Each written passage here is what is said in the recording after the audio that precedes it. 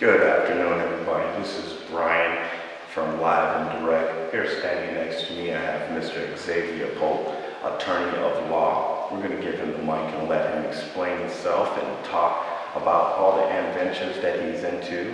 This guy's a very interesting man. Let's give him the mic and let him explain himself. Brian, thank you for having me on Live&Direct. And first of all, I want to give you congratulations on this endeavor that you're embarking on, and many blessings and success to this show. Once again, my name is Exavier Pope. I am a sports and entertainment attorney, also corporate and soft IP.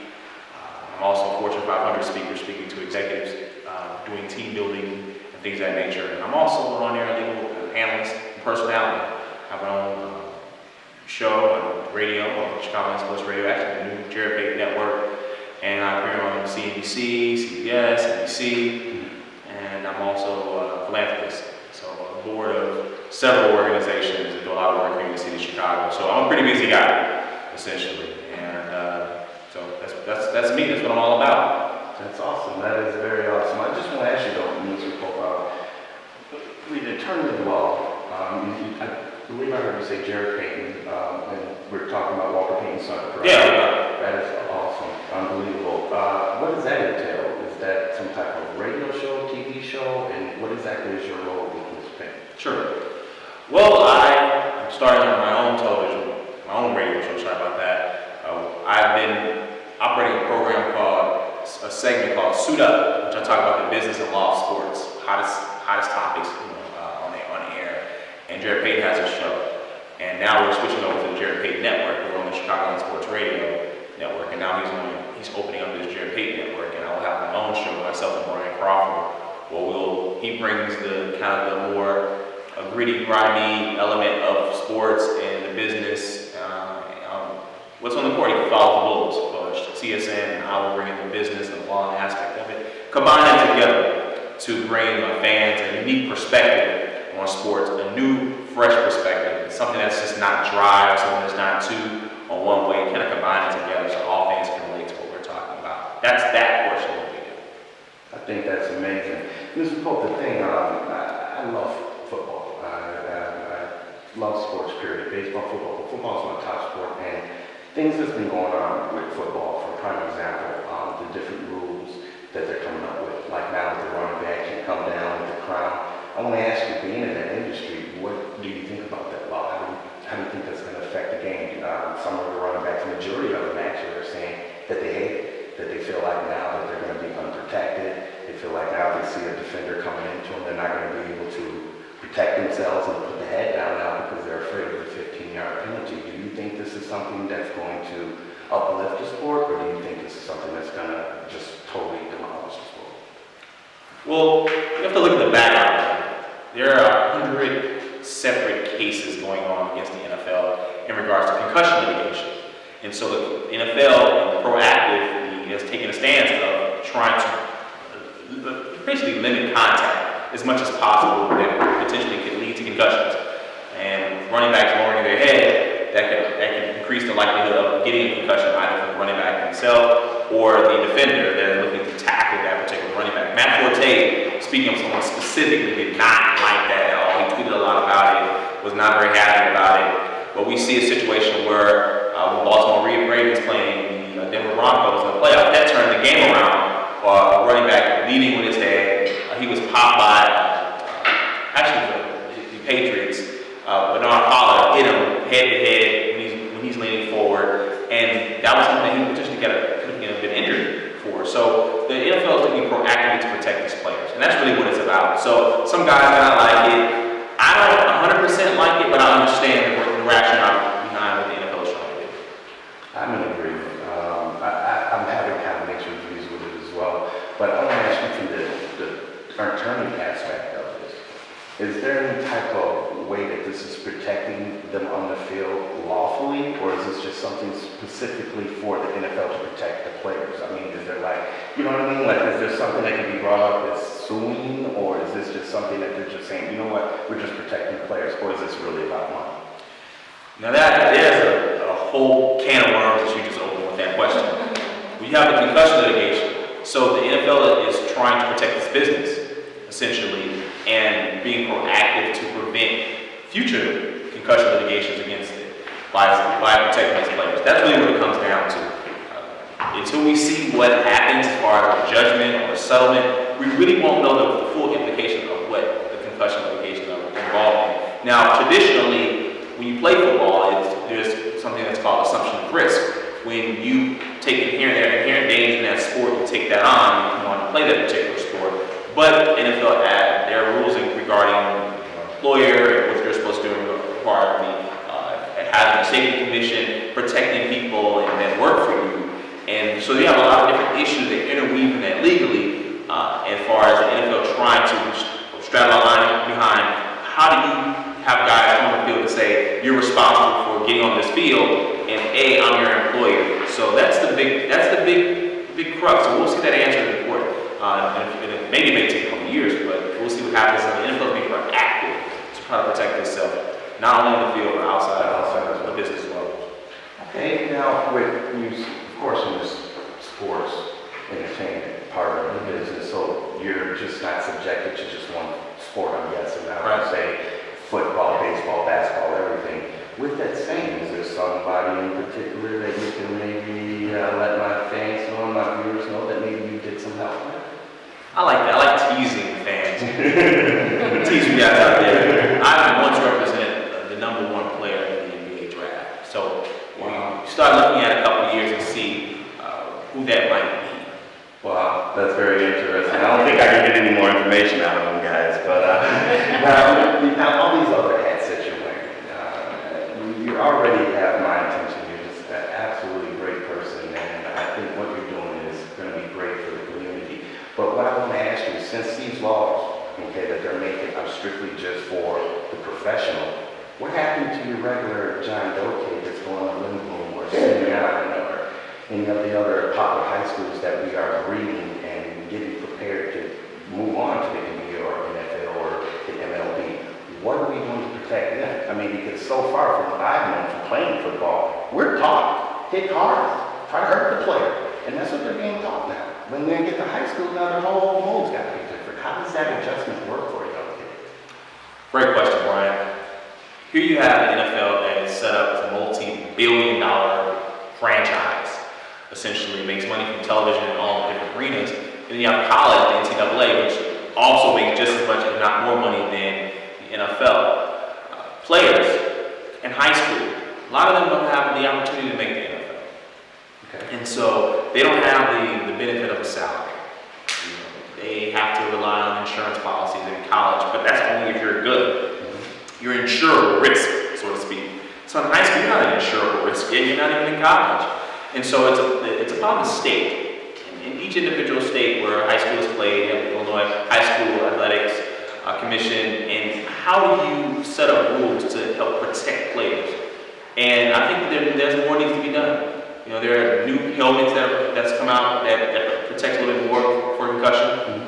If you have to pay more for those helmets, pay the money.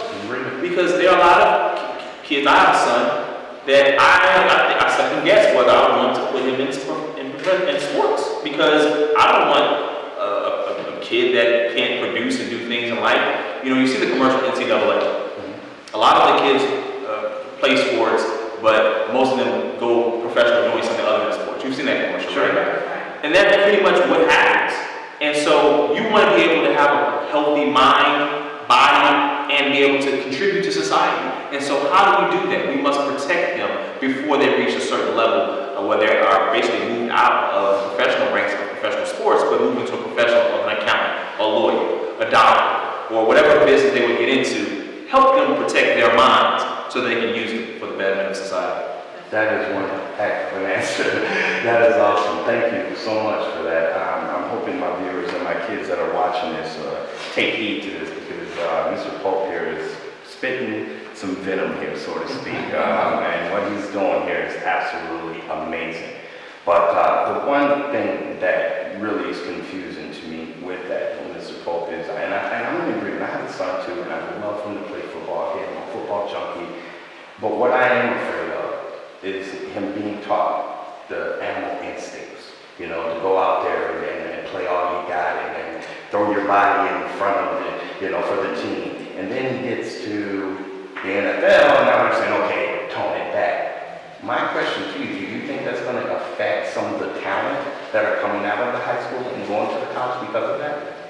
That is a fantastic question. I think the mentality of a high school coach and the mentality of a professional coach, that's completely different. And you basically touched in on that. And I think it does, I think talent will shine through. People will watch professional sports.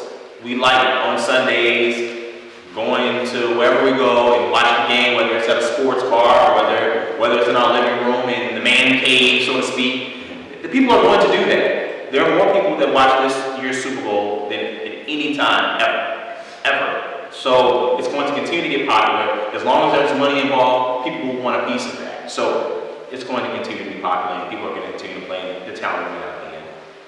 I'm in agreement. I really do believe that's something that can possibly happen. Mr. Pope, before we wrap up, I can talk to you literally all day.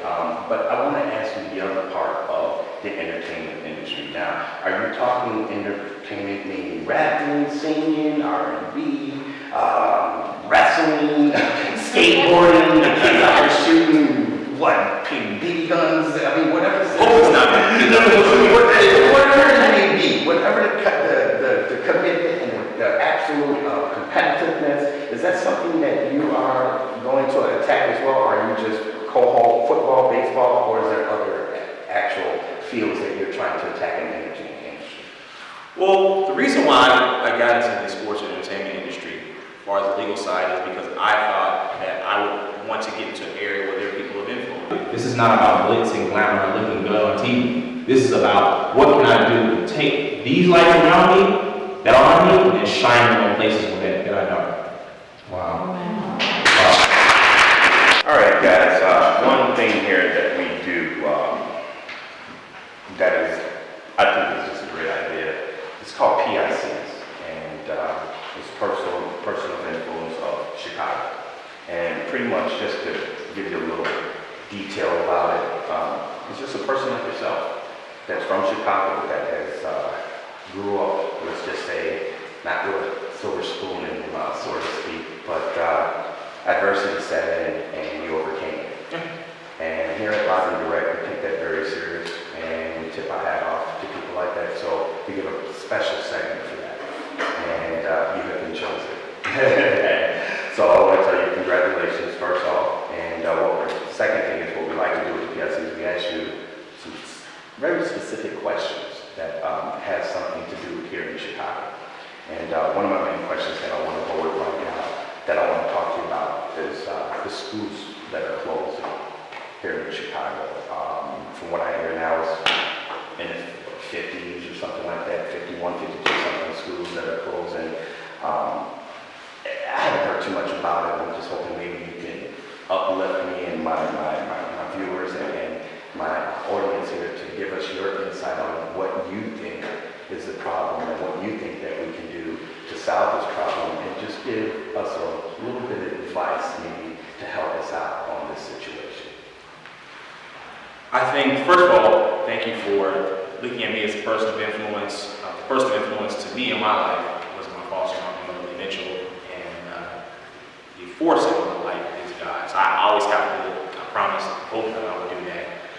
So I have to do that.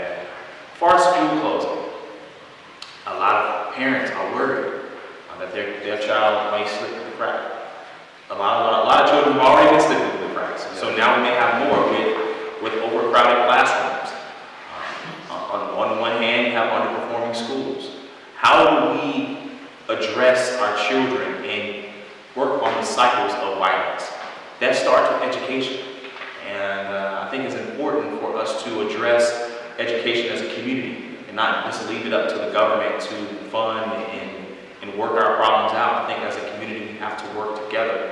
What are specific steps that we need to take to not only educate our children but empower them? We had our civil rights, we got that. But now it's time for the next step in the evolution of our people, which is empowerment, which is starting businesses, which is vitalizing our community. Don't wait for our streets to be cleaned up, we clean up ourselves. And I think that's the most important thing when it comes to school closing. Take a proactive stance. Let's take charge of our communities. Let's make a difference in our own. I want to just a little bit, just elaborate just a little bit more on that. And this is something what I meant earlier before I gave you the mic here. What I was saying I didn't know too much about, and this is the reason why. And maybe I'm watching the wrong news, but I haven't heard. And again, audience, please don't hold this against me, but I'm just being truthful. This is live and direct. I haven't heard too much about what's going to happen to the maintenance guys, the teachers, all the people that are employed at these 50 schools. Are these people now going to the unemployment line? Are they going to be getting other jobs at other schools? I mean, is this house is going to affect a screwed up economy that we already have? And if it is going to screw it up, what do you think we should do to eliminate this problem? And I mean, isn't the teachers a concern? I mean, I do understand the parents and the kids, but what about the teachers that are teaching? What about the maintenance guys? What about the janitors? What about the guys that fix the air conditioners and the heaters in the schools? What do they do? Fantastic question, Brian. When I think as a corporation and as the government that employs people, if you're going to rid people of jobs, you better find a way for them to find another one, or at least educate them as to how they can find another one. And I think that that's really the most important thing. If you're going to get rid of hundreds of teachers, what are they going to do next? You need an exit strategy. It can't be, oh, we're closing the school, and then the school is closed, now I'm left without a job. It doesn't work that way. We have to care about people. If you're employing people and say you're responsible for the future of our children, then you better be responsible for the lives of those that are affected by the decisions that you make. And I think that's the important thing. That's what you have to do. As the public school system, our government has to address what is the next step. What do we have to do to employ people? What do we have to do to put systems around them so that we not create more unemployed people, more underemployed people, more children that potentially may be in the streets doing things they shouldn't be doing. Awesome answer. All right, now let's move on here, because hope that is something, if you are human and you have a heart, this next subject is just very touching. And my audience, and I'm sure my viewers are familiar with this here in Chicago, about the young gentleman that was in the, I believe it was a van or a truck or whatever, and he was tending to his 6-month-old baby and changing her diapers. Now, from what I gathered, she died, okay, which is very tragic in itself.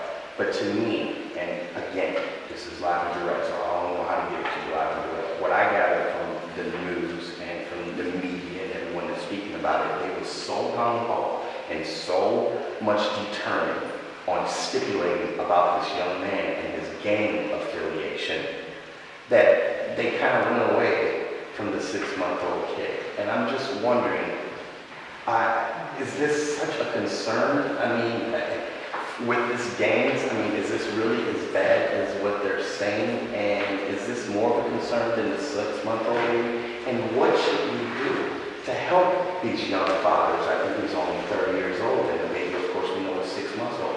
What can we do in our community to prevent that from happening? And then, when it does happen, what do we need to do to let the media know, hey man, you know what? He's not the story. It's the 6-month-old baby that is now not here with us.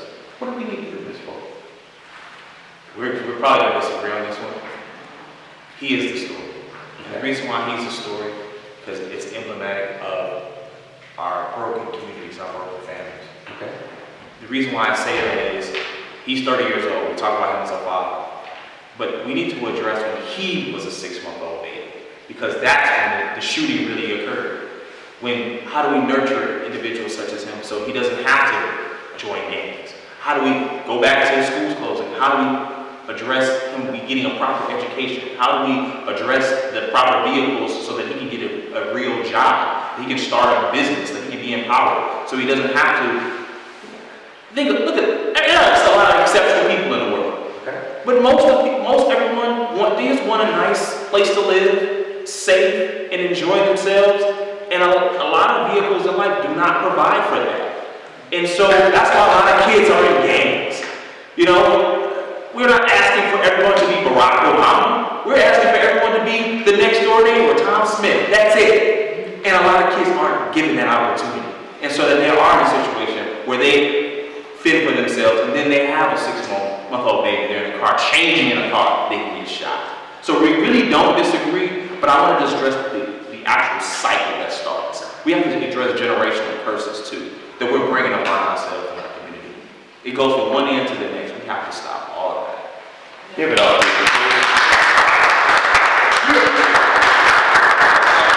I really wish, Mr. Pope, that we could sit here and talk about this a little bit more because, again, like you said, I think we both on the same page. Yeah, we are. I'm in agreement. You can't put some blame on that gentleman because maybe if he wasn't into what he was into, that wouldn't have happened to that 6 month baby. I do understand it. But what I'm confused about is this, Mr. Pope, is what I understand in schools we need more programs. We've heard it all the time. It takes a village to raise a child. What do we need to do as a community to get this word out there so that we can begin to start helping, so we can stop 6-month-old babies from getting killed, so we can stop this 30-year-old gentleman from changing his diaper in a van? What do you need to do? And just real quickly, can you please just give me that? Inglewood shouldn't be a place where kids grow up with post-traumatic stress syndrome. That's just, the statistics bear it out. Let's get rid of the things that cause people to do things to hurt people. And so now we need some healing. If all of our people will humble themselves and submit to God, God is the answer. We need to focus on the true source of what this is all about. We need some healing. A lot of kids are hurt. I don't have my dad, I'm hurt somebody. I don't have my mom, I'm hurt somebody. That is amazing. You're absolutely correct, Mr. Pope. And I think we could really sit here probably for days to talk about this 6-month-old baby. I can't shake it. I think that's such a sad story, but we do have to move on. Sure. And my next topic that I want to touch, and this is a very touchy one, and of course it's politics. But Mr. Beavers, okay, our politician here, what's going on with him? I believe he owes like $500,000. He's going back and forth to court. What do you feel about that? And by him being from Windy City, which we're known for our politics, do you think this is just another blow to Chicago politicians? And if so, what do you think we need to do here as a community, as people, as aldermen, as politicians, senators, or whoever? What do we need to do to get this bad rep that we have in politics? What's going on? First of all, we need to level the playing field. If Joe Schmo across town can play this dirty game and win, but John can't play that game and win, we need to change the rules. It's really that simple. So a lot of guys come, they really want to be public servants, but then they're seduced a certain way, and now you can play this game, you're not going to get caught, and eventually, if you don't play every single step where a certain person wants to, then now it's time to call the dogs back in. And so it's important to have integrity. That's really the most important thing. If you go into politics and you truly want to help people, and you decide, I just want to live a life of integrity and help people, then you'll have to do that. And it may be hard, battles, you may lose a lot, but it takes a long path to do it. We need people who have integrity and character that can. Awesome. Total agreement. Well, guys, we don't have any more time here with Mr. Exavier Pope. We're going to have to let him fly. As you can see earlier in the interview, this guy has like 50 hats that he's wearing, so I'm sure he's got to slap one of them on and get back to business. So with that saying, guys, this is Brian giving it to you live and direct. And before we get on out of here, we're going to have Mr. Pope screen through the mic here on different websites. You can get in contact with him because if you are like me, you should have some questions for him. So Mr. Pope, why don't you let the viewers know where they can contact you just in case if they need an entertainment or any of the other hats that you do. Great. I'm a really positive guy. So I want you to follow me on Twitter. That's EXAVIERPOPE. Follow me on Twitter for all the great things you have to say. And join me. Join my conversation. I want to hear from you. Whatever you want to ask, follow me. I'm #Best Dressed Man in Radio. In addition to that, I'm also #Most Positive Man on Twitter. So I want you to follow me. And also look forward to Ballers and Dollars, our show. That's on Jared Payton Network. And that's how you find me.